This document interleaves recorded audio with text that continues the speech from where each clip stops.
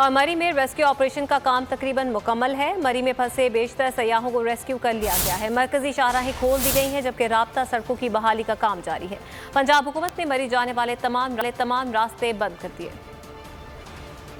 जब जारी था बर्फ का तूफान, शदीद सर्दी में जकड़े थे इंसान। जहां इंतजामिया भी ना पहुंच पाई, वहां पहुंचे कुछ नेक इंसान। आवाम ने भरपूर जज्बा दिखाया, गाड़ियों में फंसे लोगों तक पहुंचे, उन्हें खाने पीने की अशिया दी, लोगों को बर्फ से रेस्क्यू किया। सिक्योरिटी फोर्सेस के साथ शाना बशाना नजर आए। पुलिस एहलकारों ने भी सर्दी में गर्म चाय पिलाई। रेस्क्यू के ऑपरेशन का अमल अब भी जारी है। तमाम मरकजी शाहराहें खोल दी गई हैं। गढ़ना बाड़ियां शाहरा भी खोल दी गई। राबता सड़कें खोलने का काम जारी है। चीफ सेक्रेटरी के मुताबिक तमाम लोगों को रेस्क्यू कर लिया गया। ताहम चंद लोग मौजूद हैं जिन्हें जल्द ही रेस्क्यू कर लिया जाएगा। मरी में फंसे लोगों ने मदद की अपील कर दी, साथ ही आवाज उठाने पर बोल्ड न्यूज का शुक्रिया अदा किया।